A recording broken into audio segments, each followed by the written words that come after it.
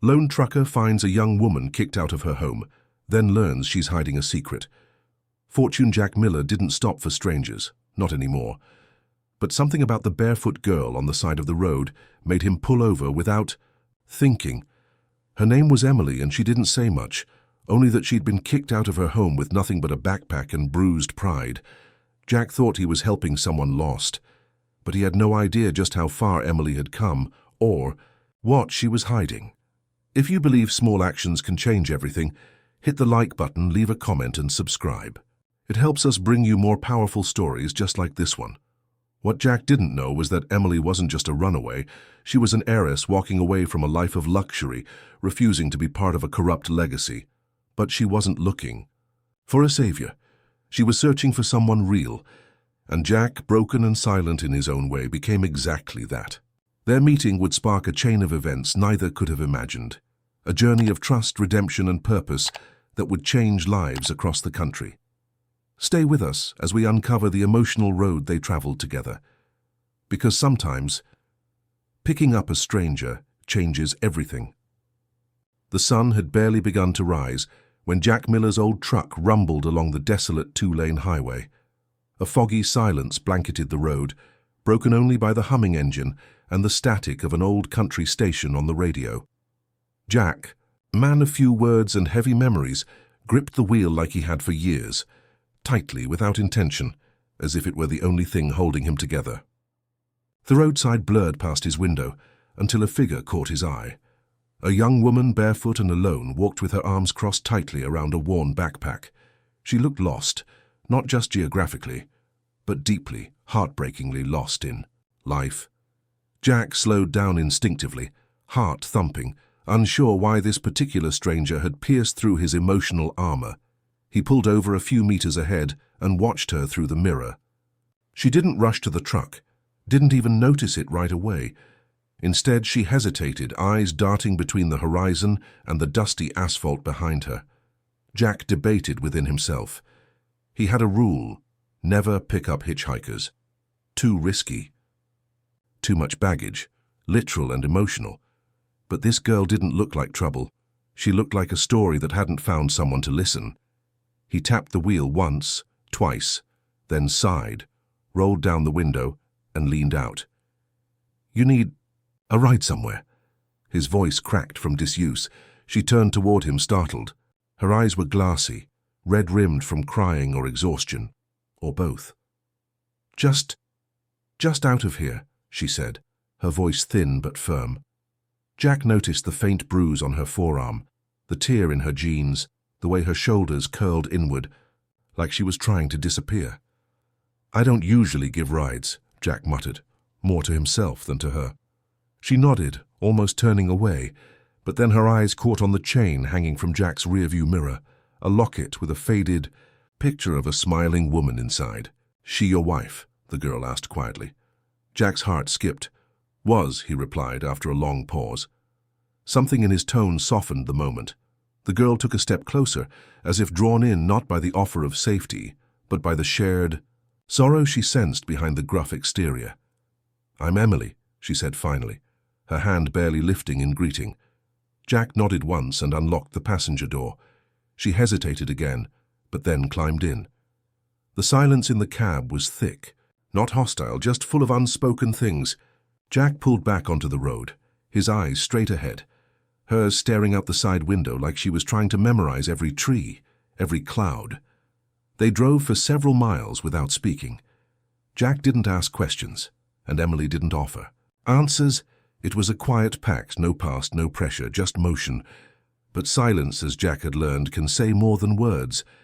He noticed how she clutched her bag like it was her last possession, how she flinched whenever a truck passed too close. "Got somewhere in mind?" he asked eventually. "Just away," she replied. "I'll figure it out on the way." He nodded. It wasn't the first time he'd heard that. It was, in fact, something he himself had once said. As the sun rose higher, casting long shadows on the dashboard, Jack glanced at her again. There was something off, not in a dangerous way, but in a mysterious one. She spoke with a clarity and vocabulary that didn't match her appearance. Her posture, even slouched in defeat, carried a kind of refinement. Jack filed it away in his mind like a puzzle piece, waiting for context. "You hungry?" he asked. She shook her head, but her stomach betrayed her with a loud growl. Jack smiled faintly and veered toward a nearby diner. "Breakfast's on. Me," he muttered, not waiting for permission. At the diner, she barely touched the food. Jack watched her trace the rim of her mug with a distant gaze. "You sure you're okay?" he asked. Emily didn't answer directly. "Do you ever feel like the world isn't just against you, but like you don't belong in it at all?" She whispered. Jack froze. Those were his wife's words, spoken years ago during her final weeks. The coincidence punched through his gut. "Yeah," he finally said. "I've felt that." That moment sealed something unspoken between them, an invisible thread of trust, frayed but real. Back in the truck, as they resumed driving, Emily began to doze off, head tilted against the window. Jack didn't wake her, he just kept driving, stealing occasional glances. He didn't know who she really was or what she was running from, but something in her presence made the cab feel less empty. He was breaking his own rules again, letting a stranger into his world. But as the landscape rolled by and the hum of the road settled into his bones, Jack began to wonder if she had shown up not to be rescued, but to rescue something still, alive in him. As a distant road sign announced a fuel stop 20 miles ahead, Jack's fingers drummed lightly on the steering wheel. He thought about asking her more, about her bruises, her family, her past, but part of him was afraid to break the fragile peace. Then, just before the sign passed out of view, Emily stirred. "Jack," she murmured. "Thanks for stopping." It was the first time she'd said his name. Jack didn't reply. He just nodded and kept driving, both of them unaware that the road ahead would unravel secrets, shift lives, and offer a second chance neither of them knew they were searching for. The road stretched out before them like an unanswered question. Jack focused on the lines, steady and straight, while Emily sat in silence, hugging her knees to her chest. The sky had shifted to a muted grey, as if it too felt the weight of their unspoken stories. Jack considered turning on the radio, but didn't. The quiet had become a language between them. "You ever been out west?" he asked. She shook her head. "Never been anywhere on my own before." There was a pause. "It's scary, but also freeing." Jack nodded. "The road doesn't ask questions. It just takes you somewhere." Else hours passed. Emily eventually opened up, only a little. "I wasn't supposed to leave," she admitted. "But I couldn't take it anymore. I needed to breathe." Jack didn't press. He'd heard the same tone from runaways, but her pain had polish. "They kicked me out. Said if I walked away from the family, I walked away from everything." That last word lingered. Everything. Jack kept his eyes on the road. "Sometimes everything is what holds you down." Emily looked at him then, surprised. "Exactly," she whispered, almost like she didn't expect anyone to understand. A fragile bond began to form. At a small-town truck stop, they refueled. Emily insisted on paying for snacks, producing a crumpled 20 from her shoe. "Emergency stash," she said with a smirk. Jack smiled despite himself. They sat on the hood of the truck, sharing crackers and soda like kids on a school trip. Jack watched her closely. For someone who'd been kicked out with nothing, she seemed oddly composed. There were moments, tiny slips, where her words felt rehearsed. Her posture, even in exhaustion, held grace. Jack didn't accuse, but a seed of doubt quietly took root. Something about her wasn't adding up. That night, they parked at a rest area to sleep. Jack offered her the sleeper cabin, choosing to rest in the front seat. "I've had worse," he said when she hesitated. She looked at him with a rare softness. "Thank you, Jack, for all of this." He didn't respond, just leaned his seat back and closed his eyes. Hours later, he woke up to find her sitting outside, staring at the stars, tears streaming down her face. "You okay?" he asked groggily. She wiped her cheeks and nodded. I don't know who I am without them." That was the most honest thing she'd said yet. By morning, something had changed. Emily was quieter, guarded again. She offered a forced smile as they got back on the road. Jack kept one hand on the wheel, the other playing with the edge of the locket. His instincts had been sharpened by loss. Something was off. He glanced at the passenger seat and realized her backpack was missing. "Where's your bag?" he asked. She blinked. "Oh, I must have left it at the stop." Jack frowned. "You were holding it all night?" Her eyes dropped. "It's nothing important." But Jack knew better. She was hiding something. They reached another diner by mid-afternoon. Jack pulled in for a break. Emily excused herself to use the restroom, leaving her phone on the seat. Strange, considering how tightly she'd clung to it earlier. Jack noticed it vibrating. A message flashed across the screen. "Transfer confirmed. Heart Foundation." His breath caught. He didn't touch the phone, but the name burned itself into his memory. Heart. That wasn't just any name. That was old money, philanthropy, real estate, headlines, and it matched her. Jack's doubts began to crystallize into suspicion. Who was she really? What was she doing on the side of the road? Minutes passed. Emily hadn't returned. Jack stepped into the diner, scanned the booths. Nothing. Checked the restroom. Empty. She was gone. Vanished like smoke. Panic rushed through him, but so did a flicker of betrayal. Had he been played? Had the whole broken girl routine been a mask? He stormed back to the truck, angry at himself for letting his guard down. Then, on the floor of the cab, just beneath her seat, he saw it. A folded envelope with his name scribbled on the front. Jack picked it up, hands trembling. Inside was a single line. "I'm sorry. I didn't mean to lie." He sat there for a long time, staring at the note. The road noise faded around him. The doubts, the tension, the vulnerability, it all collided in his chest. Jack had been through betrayal before, but this felt different. It wasn't about the lie. It was about the longing to believe. For a moment he had felt useful again, human again, and now she was gone.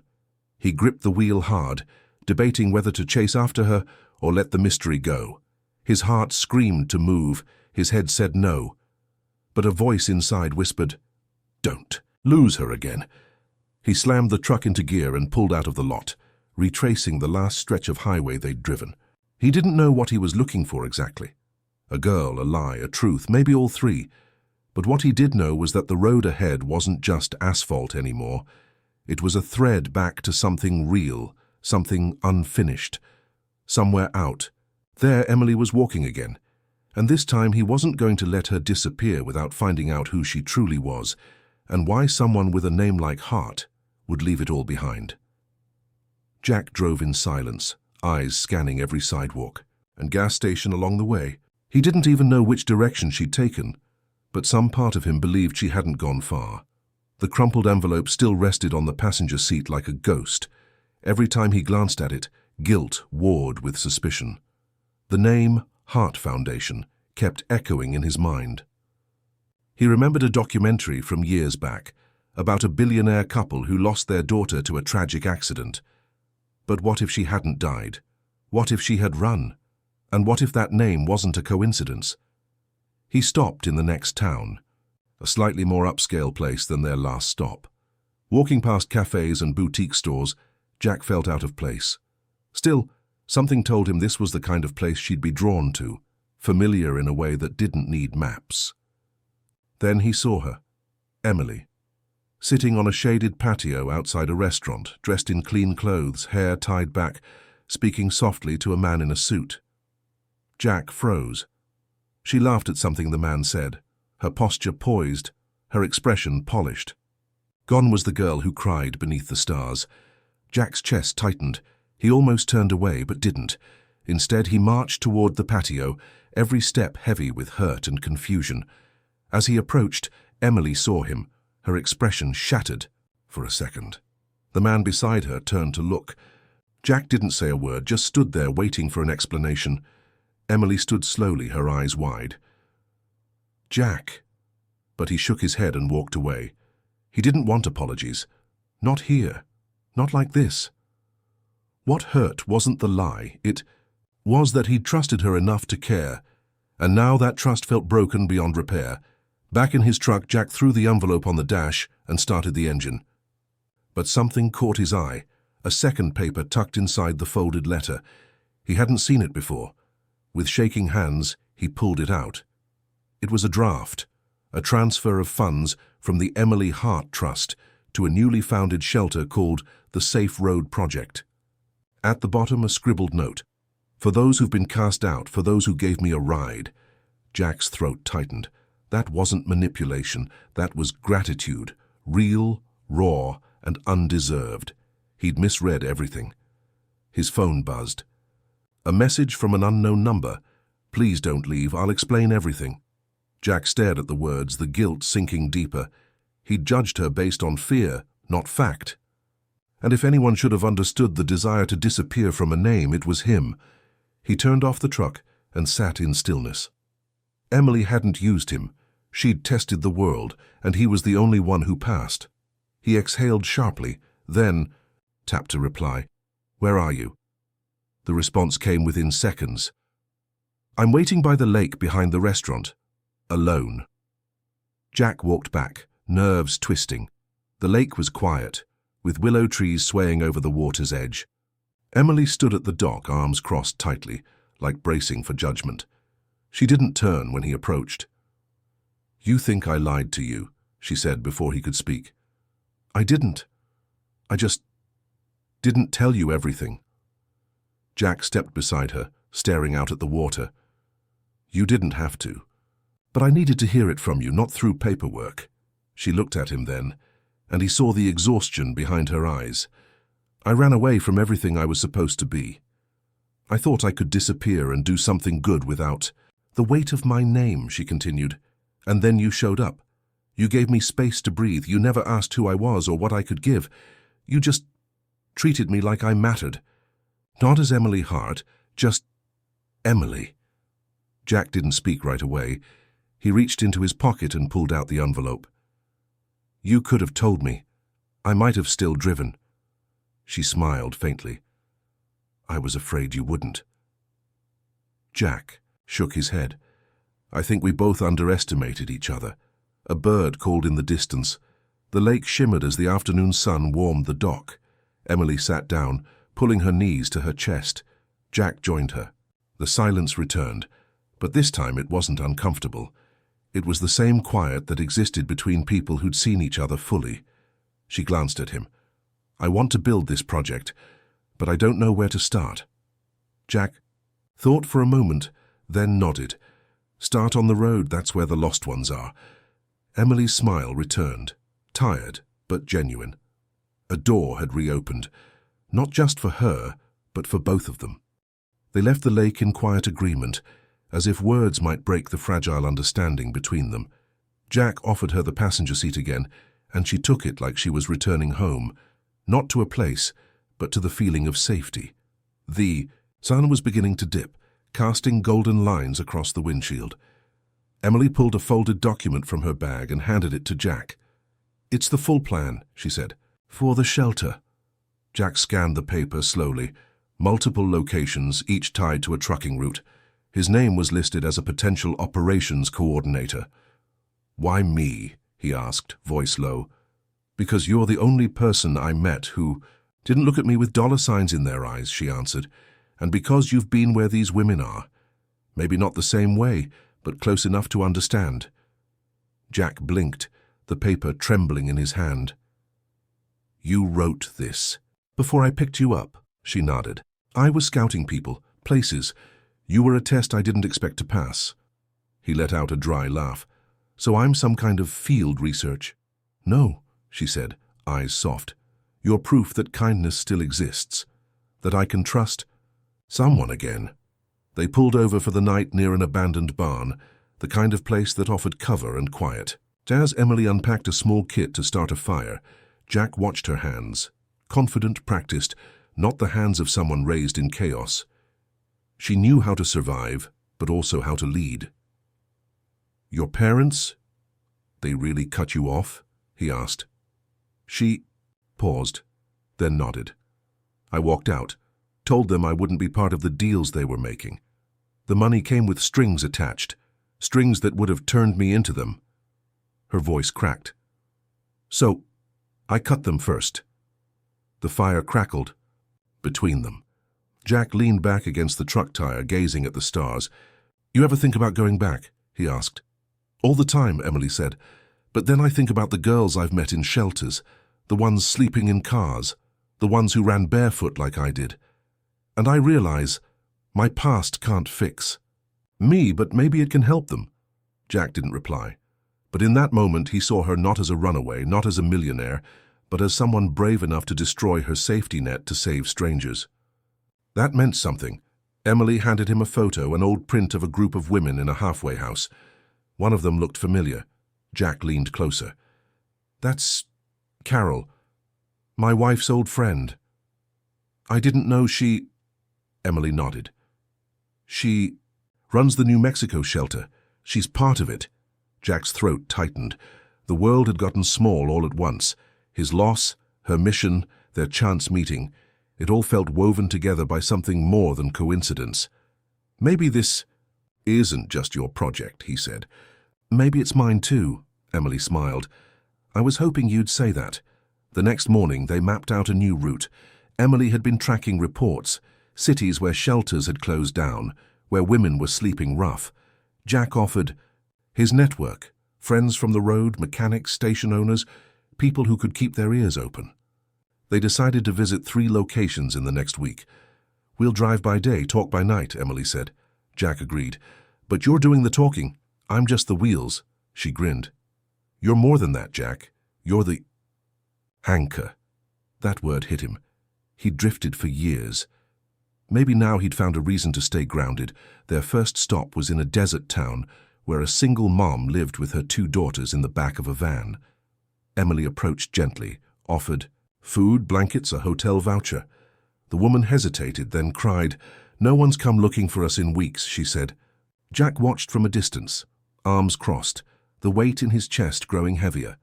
He remembered the night his wife was turned away from a hospital because she had no insurance. That kind of neglect wasn't random. It was systemic.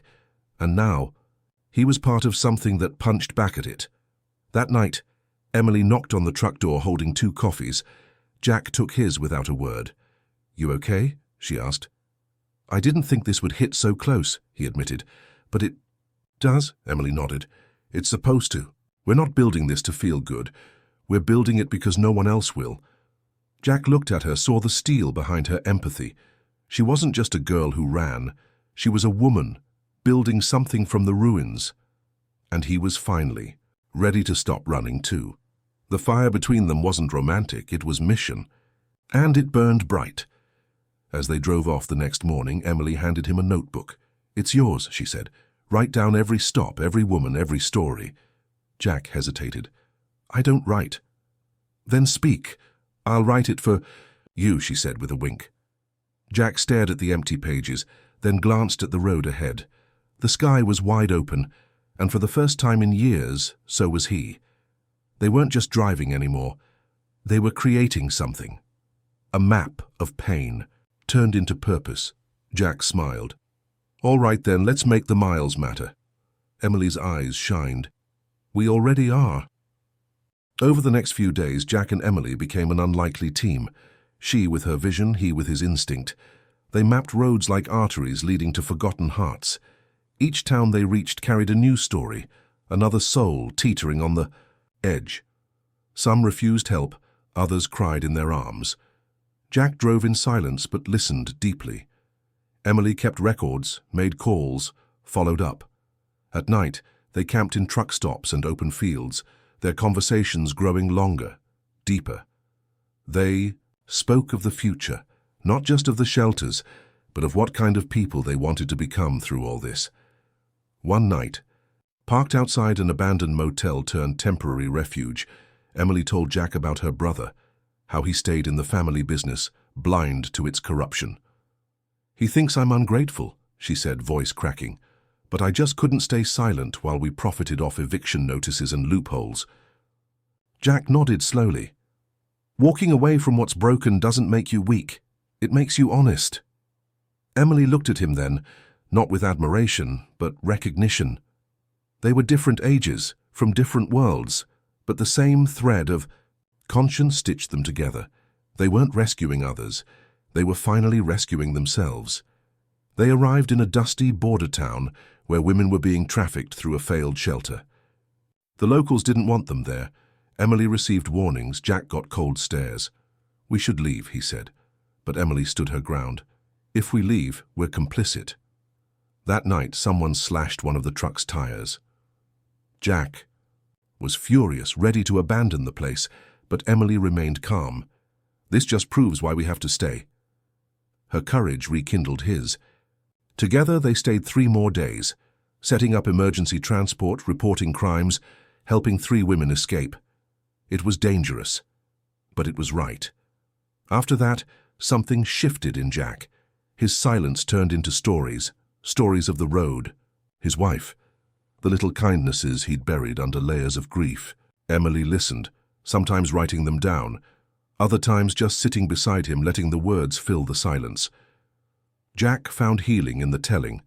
For the first time in years, he laughed out loud, not out of sarcasm, but from real joy. "You ever think we're making a dent?" he asked one evening. Emily looked at him and said, "We're not trying to fix the world. We're just lighting up the parts we can reach." But the mission was wearing on them too. Emily began waking from nightmares, her hands trembling during the day. Jack noticed. "You need a break," he said. "Even warriors rest." She resisted, but finally agreed to pause for a week at a friend's farm. There, surrounded by silence and animals, they rested. Jack mended the truck. Emily planted herbs. For a while they were just 2 people rebuilding their strength. One morning she brought him coffee and sat beside him on the porch. "Do you think I'll ever stop feeling like I'm running?" she asked. Jack answered gently, "Only when you realize you're finally running towards something." On their last night at the farm, Emily lit a lantern and placed it on the porch. "It's for the women we couldn't find," she whispered. Jack watched the flame dance in the dark. "You gave them light, even if they never saw it," he replied. That moment felt sacred. No crowds, no press, just a simple ritual between 2 people who carried others' pain like a shared inheritance. Emily took his hand, not in romance but in reverence. They weren't just passing through towns, they were stitching hope into the landscape. And it was changing them. As they prepared to leave, Jack noticed a framed photo inside the farmhouse. It was the same woman from the shelter in New Mexico, Carol, his wife's friend. Underneath was a handwritten quote, "Healing happens when someone stops to listen." Jack read it twice, then turned to Emily. "We should make that the motto." She smiled. "It already is." They drove off at dawn, the truck heavier with supplies but lighter in spirit. The road ahead no longer looked like escape. It looked like purpose. Every stop was no longer just a mission. It was a thread in a growing tapestry of hope. In one of the final stops of their tour, they found a teenage girl named Marisol sleeping behind a diner. She'd been expelled after her stepfather's abuse was ignored by the authorities. Emily wrapped her in a blanket. Jack gave her the front seat. As they drove off, Emily whispered, "This is why we don't quit."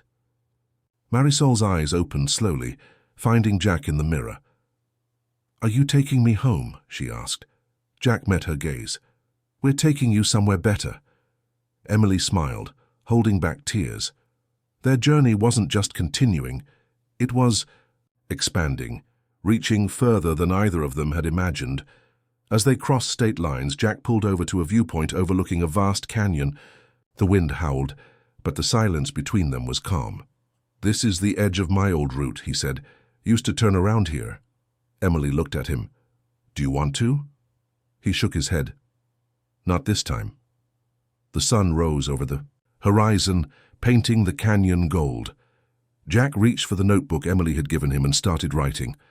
Not about roads or stops, but about people, about change, about second chances.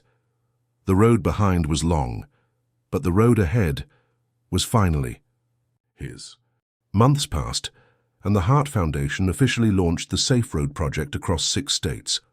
Emily stood at the podium on opening day, speaking to a modest crowd of partners, former shelter residents, and volunteers.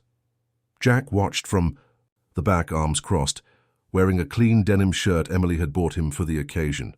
Cameras flashed, reporters scribbled notes, but Emily spoke plainly. "This isn't about charity," she said. "It's about dignity, about people who were discarded being seen again." She didn't mention Jack by name, but her eyes found him in the crowd, and that was enough. Later that night, under the soft hum of string lights outside the Foundation's new headquarters, Jack sat with a small group of truckers, men and women he'd recruited. "We're not social workers," one of them said. "You don't have to be," Jack replied. "You just have to keep your eyes open. Pull over when you see someone who looks invisible." That became their motto. Emily had given them the vision, but Jack gave it structure. The man who once avoided attachment now led a network of drivers who called themselves the Watchers, quiet protectors on the road. Emily handed Jack a wooden box after the event. Inside was the locket he'd once kept dangling from his mirror, now restored and polished. But inside, the old photo had been joined by a new one. Him and Emily, standing beside a van full of donated supplies. "Thought it needed an update," she said. Jack cleared his throat and looked away. "I don't do photos." "Too late," she smiled. The gesture wasn't about replacing memories, but adding new ones. Jack finally understood. The road didn't erase the past. It just gave him somewhere to carry it with honor. In the following weeks, donations flooded in. Survivors reached out. Shelters reconnected. Emily delegated roles while Jack coordinated logistics. They visited high schools, churches, gas stations, any place where someone might need help or might be ready to offer it. Jack's name became quietly respected in the network, even though he hated attention. "I'm not a hero," he always said. But one girl, Marisol, disagreed. "You were the first person who didn't ask what happened to me. You just made room for me." That was all she needed, and all Jack had needed too. The most symbolic moment came quietly, when Jack pulled the truck into an old renovated warehouse that now bore a new name above the door, Carol's Place. Emily placed her hand on his shoulder. "I never got to meet your wife," she said, "but I think she would have wanted this." Jack swallowed hard. "She was the one who taught me how to listen." Inside, photos lined the walls. Former residents, volunteers, and blank frames. Saved for those yet to come, Jack added one more, a shot of the open road. No faces, just distance and possibility. It felt right. Years later, Jack would look back and realize that nothing about their meeting had been accidental. Not the timing, not the locket, not even the stretch of highway they'd shared. What had begun as a simple act of decency turned into a mission that reshaped dozens of lives. Emily never stopped fighting. Jack never stopped driving. Together they turned silence into shelter, loneliness into legacy. And whenever someone asked how it all started, Jack would smile and say, "I just picked up a girl who looked like she needed a ride." But the truth ran much deeper. At the edge of the Foundation's land stood a tree Jack had planted. Underneath it, he buried the original envelope Emily had left behind, the one that simply said, "I'm sorry." He didn't need it anymore. Not because he'd forgotten the moment, but because it had become the cornerstone of everything that followed. Sometimes he sat beneath that tree with a cup of black coffee, watching the volunteers load up trucks, and felt something he hadn't in years: peace. Not the kind that numbs you, the kind that rebuilds you. 1 mile, 1 life, 1 act of kindness. At a time, Emily eventually began writing a book, documenting the women they helped, the roads they traveled, and the man who once refused to let anyone close. She titled it Shelter Called Hope. In the dedication she wrote, "To the man who never said much but gave everything." Jack never read the final draft. He didn't need to. Every page had already been lived. Their story was no longer about escape or exile. It was about purpose rediscovered, dignity restored. And above all, it was about how one quiet trucker and one runaway millionaire lit a flame too bright to ever go out. So if you ever find yourself on a long road, feeling lost, eyes blurry from things you can't undo, remember this story. Sometimes the person you stop for changes your destination. And sometimes the person you save is you. The world is noisy, indifferent, fast. But there's still room for small gestures that grow into movements. There's still room for hope. And that's what this channel is all about. True stories. That reminds us we're never really alone. If this journey moved you, don't forget to like, comment, and subscribe. It helps us keep telling these stories. And if you believe in this mission, consider becoming a channel member. More stories like this are already on the road. Don't miss what's coming next.